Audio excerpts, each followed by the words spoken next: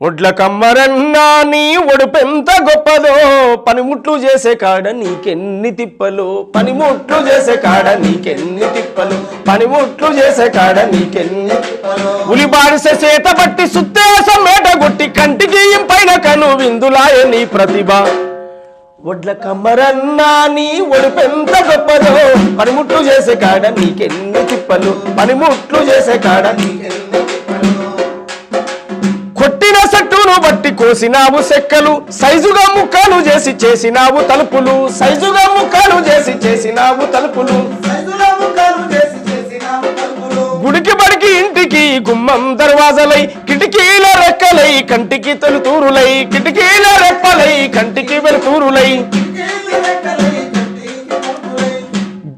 కర్రను దుగాడబడితే మెరసనయ్య అందము కర్రను దుగాడబడితే